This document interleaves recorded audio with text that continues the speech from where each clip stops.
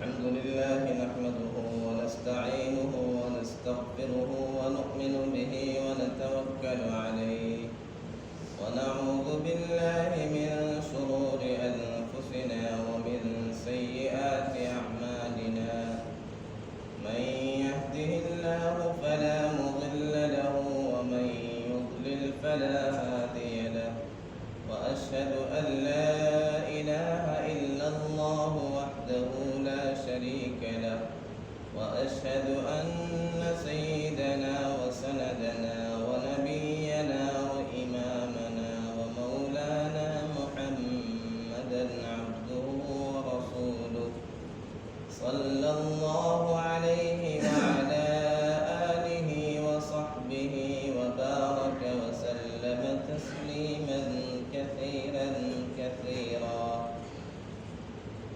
أما بعد فأعوذ بالله من الشيطان الرجيم. بسم الله الرحمن الرحيم.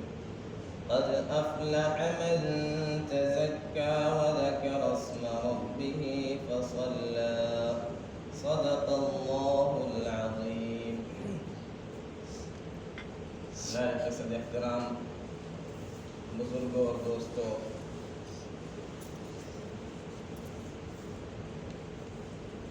آج کا دن مسلمانوں کے لیے، ہم سب کے لیے بڑی مسرت کا اور خوشی کا دن ہے۔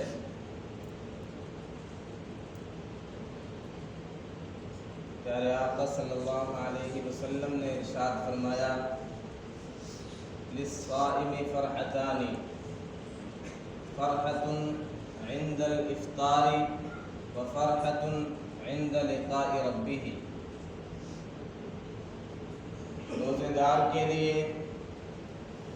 دو خوشیاں ملتی ہیں، دو فرحتیں حاصل ہوتی ہیں۔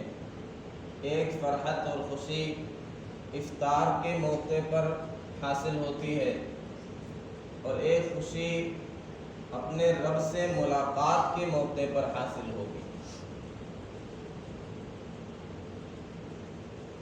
سب سے پہلی چیز ہمیں یہ سمجھ لینا چاہیے کہ مذہب اسلام دین فطرت ہے۔ ہمارے دین میں ہماری فطرت کا لحاظ کیا گیا۔ خوش ہونا، مسرت حاصل کرنا، یہ انسان کے نیچر میں ہے، انسان کی فطرت کا حصہ ہے اور پارٹ ہے۔ شریعت ہمیں یہ نہیں کہتی ہے کہ تمہیں خوشی نہیں منانا، ہمارا دین ہمیں یہ نہیں کہتا ہے کہ خوش ہونا کوئی غلط چیز ہے،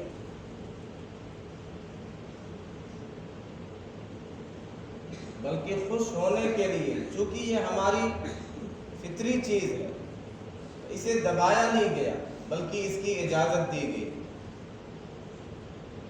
رحمت دو عالم صلی اللہ علیہ وسلم جب مدینہ تشریف لائے تو وہاں کے لوگ 2 دن اسے انجوائے کرتے تھے، کھیل کود کیا کرتے تھے۔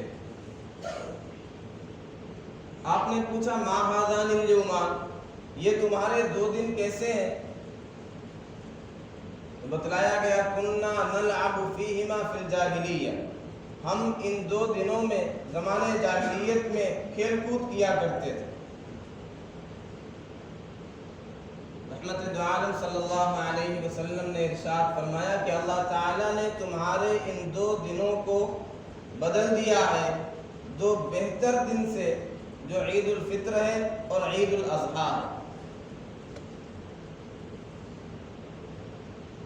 تو ہمیں ایک خوشی کا دن دیا گیا، ایک تہوار دیا گیا، لیکن ہماری خوشی اور دیگر قوموں اور مذاہب کی خوشی، اس میں ایک فرق ہے۔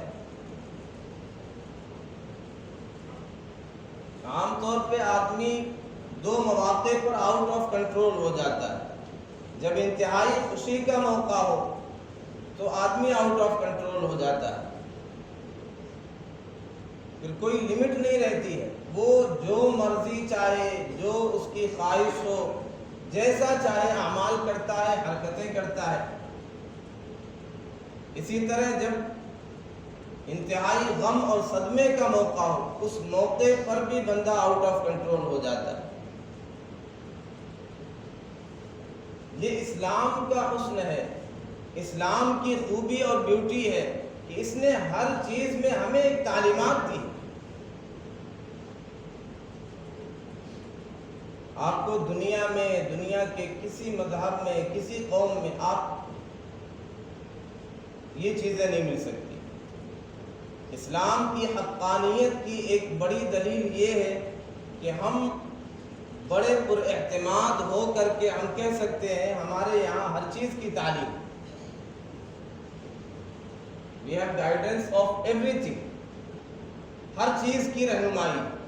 ہم کہیں پر کسی کے محتاج نہیں ہوتے، ہم کہیں پر لاوارث نہیں ہوتے۔ تو ہمیں خوشی منانے کا بھی طریقہ دیا گیا، ہمیں غم کیسے منانا ہے اس کی تعلیم بھی ہمارے پاس موجود ہے۔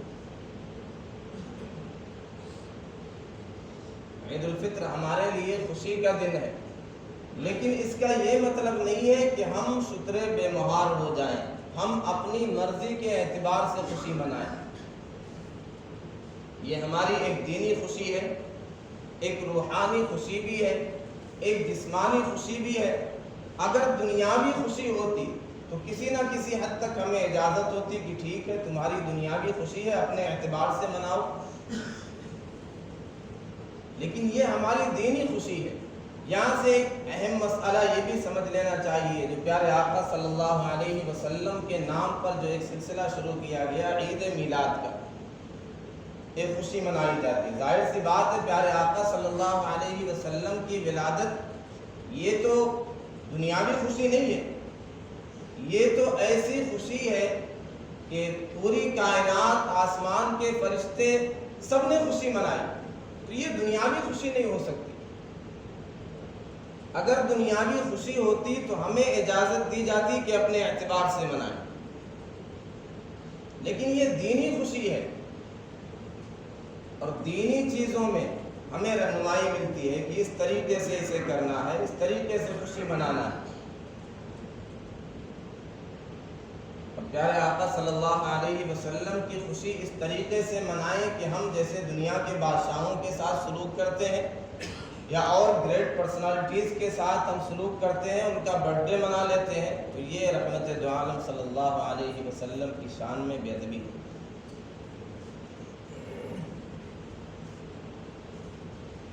حکیم الامت مولانا اشرف علی تھانوی رحمۃ اللہ علیہ فرماتے ہیں، انہوں نے ایک واقعے کا نقل کیا کہ ایک بزرگ جنگل میں رہا کرتے تھے، انہوں نے ایک کتیا پال رکھی تھی حفاظت کے لیے۔ اس کتیا کا بچہ پیدا ہوا تو دنیا کے عمرا کو، دنیا داروں کو، سب کو مدعو کیا، اس خوشی میں دعوت کی۔ ایک بزرگ انہیں چھوڑ دیا، ان کی دعوت نہیں کی، تو دوستانہ انداز میں انہوں نے شکایت کی کہ آپ نے مجھے یاد نہیں کیا۔ تو بزرگ نے جواب دیا کہ کتیا کا بچہ پیدا ہوا تھا، اس موقع پر دعوت میں نے دنیا کے کتوں کو دی، آپ تو دیندار ہیں، آپ کا تعلق دین سے ہے، جب میرا بچہ پیدا ہوگا تو اس خوشی میں آپ کو شامل کروں گا۔ تو یہ ہے پیارے آقا صلی اللہ علیہ وسلم کی ذات تو بہت عرفہ والا ہے، آپ کے ساتھ دنیاوی بادشاہوں، دنیاوی پرسنالٹیز، دنیاوی شخصیات جیسا سلوک کرنا، ایسا منانا آپ کی خوشی کو، ولادت کو، یہ مناسب نہیں، یہ بے ادبی ہے۔ بہرحال ہماری جہاں بھی خوشی ہوگی ہمارے پاس تعلیمات ہیں، تو ہمیں اس حوالے سے بھی تعلیم دی گئی کہ ہمیں عید کس طرح منانا ہے۔ سب سے پہلی چیز یہ کہہ دیا گیا کہ تمہیں 2 رکعت نماز ایکسٹرا پڑھنی ہے۔ مذہب عشق کے انداز نرالے دیکھے، اس کو چھٹی نہ ملی جس نے سبق یاد کیا۔ یہ ہم ہیں، کیسے بھی ہیں، مسلمان ہیں، یہ مذہب اسلام کے ماننے والے ہیں، انہیں بس سبق یاد۔ تھوڑا یاد ہو زیادہ یاد ہو سب یاد رکھے ہوں کچھ یاد رکھے ہوں، یہ بس ہم ہیں دنیا میں جس نے آسمانی سبق کو یاد رکھا، یہ بس ہم ہیں۔ صحیح بخاری کی روایت ہے، محمد عالم صلی اللہ علیہ وسلم نے ارشاد فرمایا کہ پچھلی قوموں کی اور اس قوم کی امت محمدیہ کی مثال یہ ہے کہ ایک شخص نے مزدور رکھے کام کرنے کے لیے اور یہ کہا کہ شام تک کام کرو تمہاری اجرت تمہیں دے دی جائے گی۔ کچھ مزدور آئے، انہوں نے محنت کی، دوپہر کا جب وقت ہوا تو انہوں نے کہا کہ اب اگلے پہر سے ہم نہیں آ پائیں گے، بس اب ہم واپس جا رہے ہیں، اس سے زیادہ ہم کام نہیں کر پائیں گے۔ مالک نے کہا ٹھیک ہے تمہاری مرضی۔ پھر دوسرے پہر سے دوسرے مزدور تلاش کر کے وہ لے کر کے آیا، ان سے کہا کہ شام تک غروب تک تم کام کرو تمہاری اجرت تمہیں دے دی جائے گی۔ وہ آئے، انہوں نے کام شروع کیا، تو عصر کا وقت جب ہو گیا تو انہوں نے کہا کہ اب اگلے پہر سے ہم بھی نہیں آ پائیں گے۔ مالک نے کہا ٹھیک ہے۔ پھر عصر کے بعد سے نئے مزدور لے کر کے آیا مالک، اور انہوں نے کام کیا آخر وقت تک، مغرب تک۔ جب اجرت دینے کی بات آئی تو مالک نے پہلے دونوں کو ایک ایک درہم دیا، اور آخر والے جنہوں نے عصر تا مغرب کام کیا انہیں دو دو درہم سے نواز دیا گیا۔ اب وہ پہلے والے بھی آ گئے کہ ہم نے تو زیادہ ٹائم اسپینڈ کیا ہے، ہم نے تو زیادہ محنت کی ہے، زیادہ وقت اور زیادہ انرجی صرف کی ہے، لہذا ہمیں اجرت بھی زیادہ ملنی چاہیے۔ تو مالک نے جواب دیا هل نقصتکم من اجورکم شیئا، کیا تمہاری جو اجرت ہو رہی تھی، جو مزدوری ہو رہی تھی، کیا میں نے اس میں سے کچھ کمی کی؟ تو انہوں نے جواب دیا کہ نہیں، جتنی مزدوری تھی اتنا تو بہرحال مل گیا۔ پھر مالک نے جواب دیا کہ پھر میری جیب پر تمہارا کیا قبضہ ہے؟ ذالک فضلی، یہ میرا فضل ہے، میں اگر کسی کو زیادہ دیتا ہوں تو یہ میرا اپنا کرم ہے، اپنا فضل ہے، تمہیں کیا اس پر اعتراض ہو سکتا ہے؟ رحمت عالم صلی اللہ علیہ وسلم نے ارشاد فرمایا کہ پچھلی دو قومیں یہود و نصارہ تھیں، اور یہ امت محمدیہ ہیں جنہوں نے عصر تا مغرب کام کیا۔ تو مختصر وقت ہے لیکن کام انہیں آخر تک کرنا، انہوں نے چھٹی نہیں لی، جیسے بھی ہیں بہت کم کام کر رہے ہیں، سب نہیں کر رہے ہیں، کچھ لوگ ہیں، مختصر افراد ہیں، ایک ہی جماعت ہو۔ اسی لیے رحمت عالم صلی اللہ علیہ وسلم نے ارشاد فرمایا کہ اللہ تعالیٰ اس دین کے لیے ایسی پود ہمیشہ لگاتا رہے گا، یستعملہم فی طاعتہ، انہیں اپنی اطاعت میں استعمال کرتا رہے گا، لا یضرہم من خالفہم، مخالفین ان کا بال بیکا نہیں کر پائیں گے، انہیں نقصان نہیں پہنچا پائیں گے، یہ قیامت تک یہ کام کرتے رہیں گے۔ تو یہ ہم ہیں جس نے سبق کو یاد رکھا، باقی قومیں اور باقی مذاہب کے لوگ انہوں نے اپنا سبق بھلا دیا۔ ہمارے پاس کم وقت ہے، مچ ورک ہے، شارٹ ٹائم میں بہت زیادہ کام کرنا ہے۔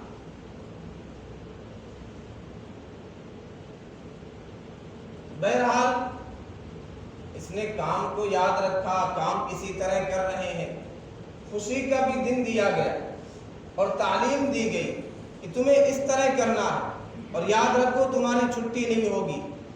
وَاعْبُدْ رَبَّكَ حَتَّى يَأْتِيَكَ الْيَقِينُ، اپنے رب کی عبادت کرنا ہے یہاں تک کہ موت آ جائے۔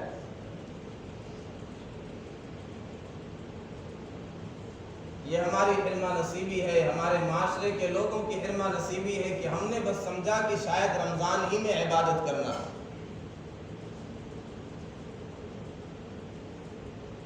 نبی اکرم صلی اللہ علیہ وسلم کے وفات کے موقع پر جب صحابہ حواس باختہ تھے، سیدنا ابو بکر صدیق رضی اللہ عنہ نے سب کو سنبھالا اور ارشاد فرمایا تھا من کان یعبد محمدا فإن محمدا قد مات۔ اے لوگوں یاد رکھو، جو محمد عربی صلی اللہ علیہ وسلم کی پرستش کرتا تھا، یاد رکھے پیارے آقا صلی اللہ علیہ وسلم پردہ فرما گئے۔ ومن کان یعبد اللہ، جو اللہ کی عبادت کرتا تھا، فإن اللہ حی لا يموت ابدا، اللہ حی و قیوم ہے، اللہ پر کبھی موت طاری نہیں ہوگی۔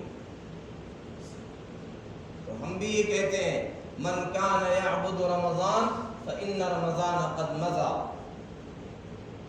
جو رمضان کی پوجا کرتا تھا، جو رمضان کی پرستش کرتا تھا، ٹھیک ہے، اس کے لیے رمضان گزر گیا، اس کی چھٹی سمجھیے ہو گئی۔ ومن کان یعبد اللہ فإن اللہ حی لا يموت ابدا، جو اللہ کی عبادت کرتا تھا اس کی کبھی چھٹی نہیں ہوگی، اسے یقین تک، موت آنے تک اسے کام کرنا پڑے گا، اسے عبادت کرنی پڑے گی۔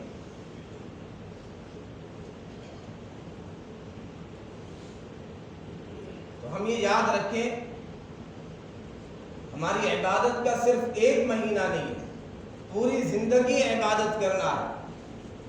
یا ایھا الذین آمنوا اتقوا اللہ حق تقاتہ ولا تموتن الا وانتم مسلمون۔ اے ایمان والو، اللہ سے ڈرو جیسا کہ ڈرنے کا حق ہے، اور مسلمان ہو کر کے ہی مرنا ہے، تو موت تک کام کرنا ہے۔ پھر ہم یہ غور کریں کہ اس ماہ مبارک نے ہمیں کیا پیغام دیا، ہمیں میسج کیا ملا۔ ایک بڑا پیغام جو ہماری نظروں سے اوجھل ہو جاتا ہے، یہ ماہ مبارک ہمیں وقت کی اہمیت بتلاتا ہے۔ سحری کرتے ہیں وقت کا خیال کر کے، ذرا سا تاخیر ہو گئی، نیند لگ گئی تو پھر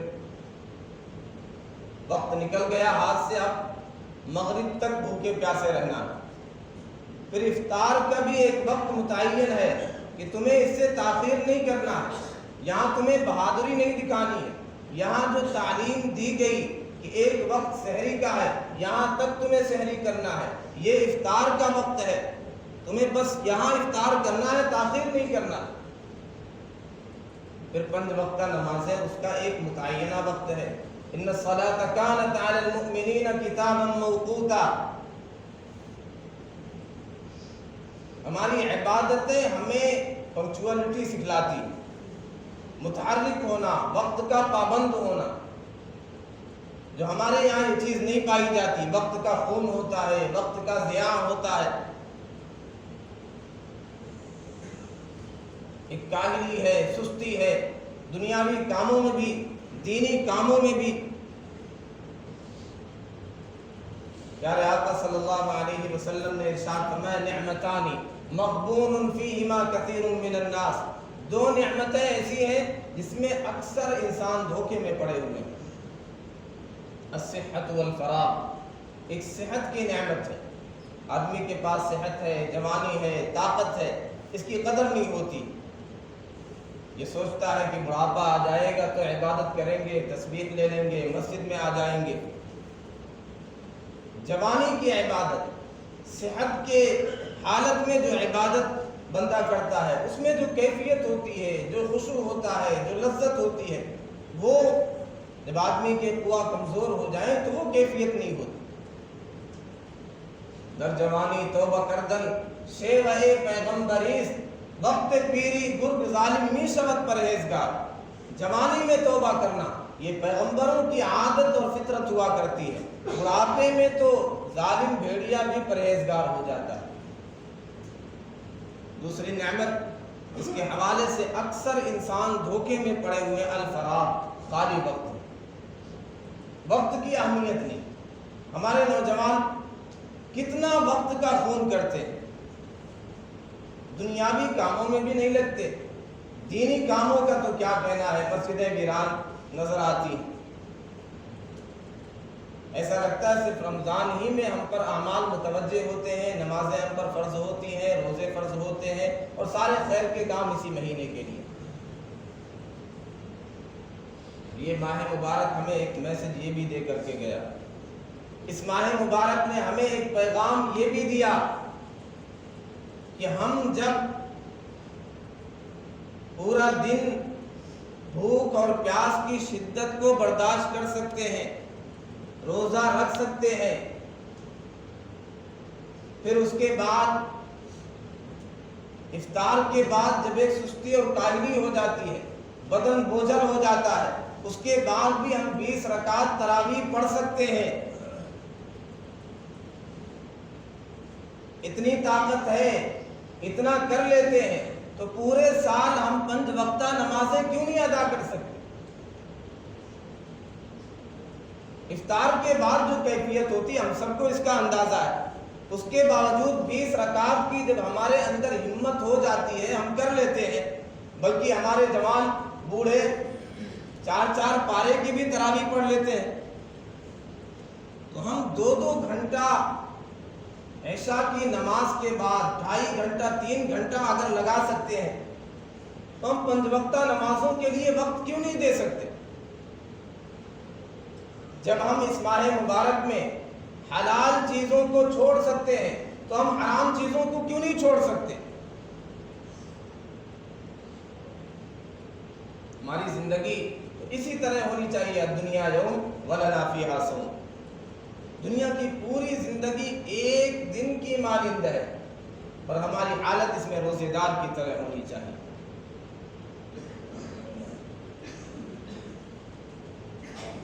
جیسے ہم حلال چیزوں سے رک جاتے ہیں، ایسے حرام چیزوں سے ہمیں پوری زندگی رکنا ہے۔ تو یہ اصل خوشی ہوگی، ہمیں پوری زندگی اس طرح گزارنا ہے۔ If we spend our whole life like the month of Ramadan, our life hereafter will be like Eid, better than Eid۔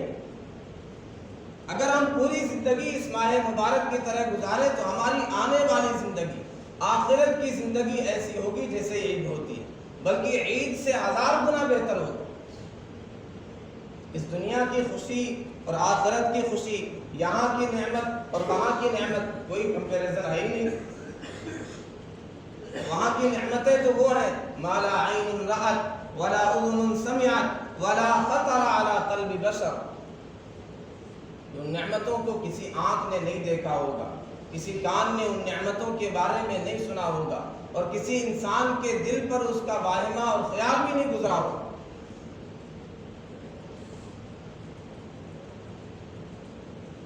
تو یہ اصل خوشی تب ہوگی جب ہمارے اندر وہ چیز پیدا ہو جائے جسے تقویٰ کہا جاتا ہے، جو روزے کا بنیادی مقصد تھا۔ یا ایھا الذین آمنوا کتب علیکم الصیام کما کتب علی الذین من قبلکم لعلکم تتقون۔ آج کا دن احتساب کا بھی دن ہے۔ یہ ماہ مبارک اس لیے آیا تھا کہ ہمارے اندر تقوی کی صفات پیدا ہو جائے، اور الحمدللہ سب میں وہ صفات پیدا ہوتی ہیں۔ یہی تو وجہ ہے کہ اس ماہ مبارک میں کسی کو کتنی بھی تنہائی ہو جائے، اس کے پاس چانس ہوتا ہے وہ پانی پی لے، لیکن بندہ پانی کو ہاتھ نہیں لگاتا، منہ نہیں لگاتا۔ اور کتنے ایسے واقعات ہیں، لوگ انعامات رکھتے ہیں کہ میں آپ کو اتنے 1000 دیتا ہوں، آپ کو یہ انعام دوں گا۔ Can you break your fast? کیا آپ روزہ توڑ سکتے ہیں؟ ہم سب نے دیکھا ہوگا، کوئی مسلمان تیار، آپ لاکھوں دیں، ہزاروں دیں، دنیا کی کوئی دولت دیں، مسلمان اس پر آمادہ نہیں ہوتا ہے کہ میں روزہ توڑ دوں۔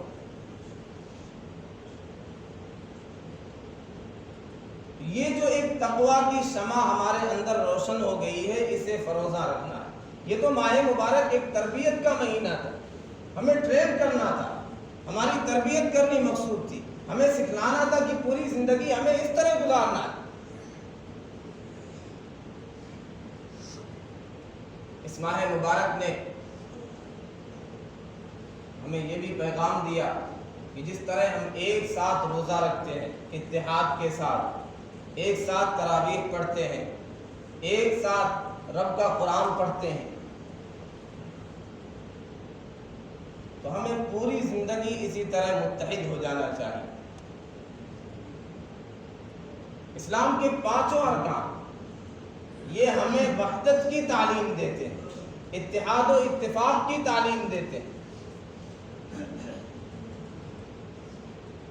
نماز میں کیا شاندار اتحاد کی تعلیم، عید میں خاص طور پہ اس کی تعلیم ہے کہ تمام مسلمان کسی باہر میدان میں عیدگاہ میں جمع ہو جائے،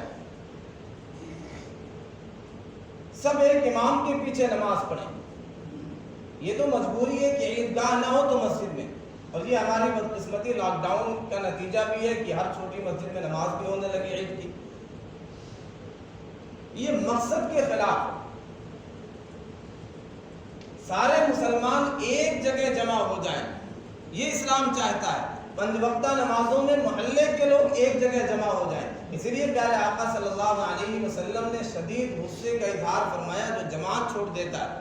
آپ نے فرمایا میرا جی چاہتا ہے کہ ایسے لوگوں کے گھروں کو جلا دو، کیوں؟ یہ اتحاد کو توڑ رہا، فرقہ بندی ہے کہیں اور کہیں ذاتیں ہیں، کیا زمانے میں پنپنے کی یہی باتیں ہیں؟ یوں تو سید بھی ہو، مرزا بھی ہو، افغان بھی ہو، تم سبھی کچھ ہو، بتاؤ کہ مسلمان بھی ہو؟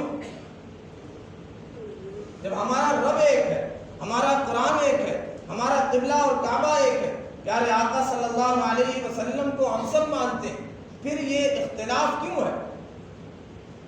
یہ سبق ہم نے بھلا دیا جس کی وجہ سے آج ہم ذلت کا شکار ہیں۔ اس سبق کو یاد کر کے جانا ہے، خاندان کی وجہ سے، برادری کی وجہ سے، مسلک کی وجہ سے، ہمیں ان چیزوں کی وجہ سے مختلف نہیں ہونا ہے، فرقوں میں نہیں بٹنا ہے۔ کل حزب بما لدیہم فرحون، ہر کوئی اپنے اعتبار سے مگن، اپنی 1.5 اینٹ کی مسجد بنا کر کے۔ مسلمان کی یہ تو کلمے کی بنیاد پر یہ تو ایک ہو گیا۔ اسی طرح یہ بھی یاد رکھیں کہ آج کا دن روز محشر کی ایک یادگار ہے، ایک نمونہ ہے۔ اس دن بھی بہت سے چہرے خوش ہوں گے، تر و تازہ ہوں گے، بہت سے چہروں پر اللہ کی لعنت اور پھٹکار برس رہی ہوگی۔ کچھ لوگ ایسے ہوں گے ان کے دائیں ہاتھ میں نامہ عمل دیا جائے گا، وہ خوشی کے مارے اعلان کر رہے ہوں گے ہاؤ مقرؤ کتابیہ انی ظننت انی ملاق حسابیہ فہو فی عیشۃ راضیہ فی جنۃ عالیہ قطوفها دانیہ کلوا واشربوا ہنیئا بما اسلفتم فی الایام الخالیہ۔ کچھ لوگ وہ ہوں گے واما من اوتی کتابہ بشمالہ فیقول یا لیتنی لم اوت کتابیہ، ہائے کاش میرا نامہ عمل ہی نہ ملتا، یا لیتہا کانت القاضیہ، آج موت ہی مجھے نچن کر دیتی، میرا کام تمام کر دیتی۔ پھر ارشاد ہوگا خذوہ فغلوہ ثم الجحیم صلوہ ثم فی سلسلۃ ذرعها 70 ذراعا فاسلکوہ، اسے پکڑ لو، اسے جکڑ لو زنجیروں میں۔ آج اس دن کا ایک نمونہ ہے کہ ہمیں کہا جاتا ہے کھلے میدان میں جا کر کے نماز پڑھو، بہت سے لوگوں کو انعام ملے گا، بہت سے لوگ لعنت کے ساتھ واپس ہوں گے کہ تم نے اس ماہ مبارک کی بھی قدر نہ کی، تم سے روزے بھی نہ رکھے گئے، تم سے نمازیں بھی نہ پڑھی گئی، اس ماہ مبارک میں ہر چیز کا ثواب بڑھا دیا گیا، شیطان کو بھی قید کر دیا گیا، تم خود شیطان بن گئے۔ سیدنا عبد القادر جیلانی رحمۃ اللہ علیہ فرماتے ہیں آج کا دن یا تو عید ہے یا وعید شدید ہے، یا تو خوشیوں کا سامان ہوگا یا پھٹکار برس رہی ہوگی۔ اللہ کی طرف سے ندا ہوتی ہے فَإِذَا كَانَ يَوْمُ عِيدِهِمْ يَعْنِي يَوْمَ فِطْرِهِمْ بَاهَا بِهِمْ مَلَائِكَتَهُ، اللہ ملائکہ پر فخر فرماتے ہیں، فَقَالَ يَا مَلَائِكَتِي مَا جَزَاءُ أَجِيرٍ وَفَّى عَمَلَهُ، ایسے لوگوں کی اجرت کیا ہے، مزدوری کیا ہے جنہوں نے اپنا عمل پورا کر دیا۔ فرشتے جواب دیتے ہیں أَن يُوَفَّى أَجْرُهُ، ان کی مزدوری پوری دے دی جائے۔ قال ملائکتی عبیدی و امائی قضوا فریضتی علیہم ثم خرجوا یعدون الى الدعاء وعزتی وجلالی وکرمی وعلوی وارتفاع مکانی لأجیبنہم۔ اللہ تعالیٰ ارشاد فرماتا ہے میری عزت کی قسم میرے جلال کی قسم، میرے بلند رتبے کی قسم، میرے کرم کی قسم، میں آج ان سب کو معاف کر دوں گا، ان کی دعاؤں کو قبول کروں گا، صرف معاف نہیں کروں گا، بدلت سیئاتکم حسنات، آج ان سے جو لغزشیں ہو گئی ہیں ان سب کو نیکیوں میں تبدیل کر دوں گا۔ اس میں ارشاد ہے میرے بندو اگر تم میرا خیال کرو گے تو میں تمہیں کافروں کے سامنے رسوا نہیں ہونے دوں گا۔ کیا مطلب ہے خیال کرنا؟ احفظ اللہ یحفظک، اللہ کے حکموں کا خیال کرنا۔ جس طرح اس ماہ مبارک میں ہم نے اللہ کے حکموں کی پابندی کی خیال رکھا تو ہمیں عید مل گئی۔ اگر پوری زندگی اللہ کے حکموں کی نگہداشت کریں گے، خیال کریں گے، فرما برداری کریں گے تو ہمارا رب ہمیں کسی کے سامنے رسوا نہیں ہونے دے گا۔ کوئی اپنوں کو غیر کے حوالے کرتا ہے تو ہم یہ یاد رکھیں انا کنا اضل قوم فاعزنا اللہ بالاسلام، ہم دنیا میں ذلیل ترین لوگ تھے، اللہ نے اسلام کی وجہ سے ہمیں عزت بخشی ہے۔ جب جب اس کے علاوہ کہیں اور ہم عزت کے طالب ہوں گے اللہ تعالیٰ ہمیں ذلیل اور رسوا کر کے رکھ دے گا۔ ہماری عزت اللہ کے حکموں کو ماننے میں، پیارے آقا صلی اللہ علیہ وسلم کی سنت کو اپنانے میں، قرآن کے مطابق زندگی گزارنے میں، رب کی فرما برداری میں، ہم اس طریقے پر آئیں گے تو ہمیں کامیابی ملے گی۔ یہ ہماری بدقسمتی ہے، حکموں کو بجا نہیں لاتے ہیں، قرآن کے مطابق زندگی نہیں گزارتے ہیں، پھر شکوے کرتے ہیں رحمتیں ہیں تیری اغیار کی کاشانوں پر، برف گرتی ہے تو بیچارے مسلمانوں پر۔ اللہ کی رحمتیں تو صحابہ پر ہوتی تھی، ابو بکر و عمر پر ہوتی تھی، عثمان و علی پر ہوتی تھی، بلال و سہیل پر ہوتی تھی۔ اگر ہم ان کے نقش قدم پر چلیں، ان کی طرح زندگی گزاریں تو آج بھی فرشتے آج بھی اتر سکتے ہیں گردوں سے قطار اندر قطار، فضائے بدر پیدا کر فرشتے تیری نصرت کو اتر سکتے ہیں گردوں سے قطار اندر قطار پہ۔ تو اللہ کی رحمت آج بھی اسی طرح ہے، اللہ کی عطا میں آج بھی کوئی کمی نہیں، اللہ کے خزانے میں آج بھی کوئی کمی نہیں، بس یہ ہے کہ ہم تیار ہو جائیں لینے کے لیے، تو ہم اللہ کے حکموں کا خیال کریں گے، اللہ ہمیں رسوا نہیں کرے۔ اللہ تبارک و تعالی ہمیں کہنے سننے سے زیادہ عمل کی توفیق عطا فرمائے۔ ایک اور چیز خاص طور پہ یہ ہے کہ اسے ہمیں چھٹی نہیں ملتی، وہ بات آئی اس ماہ مبارک میں پیارے آقا صلی اللہ علیہ وسلم نے ارشاد فرمایا من صام رمضان ثم اتبعه ستا من شوال کان کصیام الدہر۔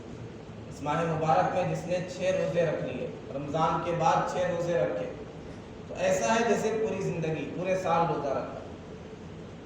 تو ہمیں چاہیے کہ اس کے بعد اس کا بھی اہتمام کریں کہ اس مہینے میں 6 دن کا اور روزہ رکھ لیں، تو اس طرح ہو جائے گا کہ ہم نے پورا سال روزہ رکھا۔ نماز کا طریقہ سن لیں۔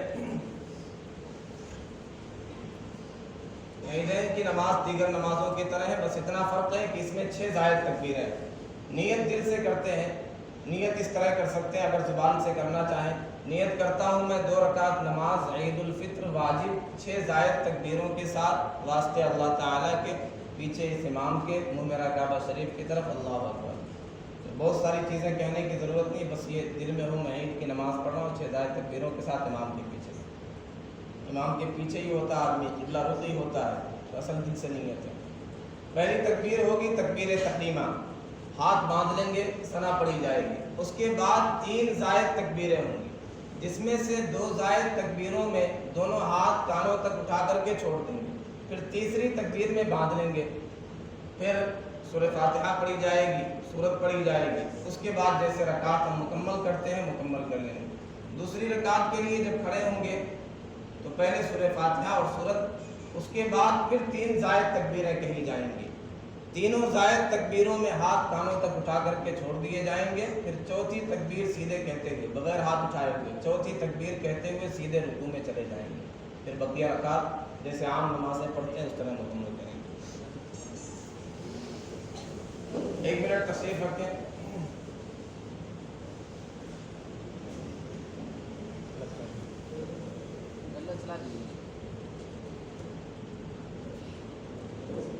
مسجد کے اخراجات بہت ہیں، مسجد کی تعمیر جدید کے لیے دعا فرمائیں آج، اور آپ سے خصوصی تعاون کی درخواست ہے۔ دو چار منٹ اور انتظار کر لیں، بس یہ کر کے بیٹھ جائیں، بیٹھ جائیں۔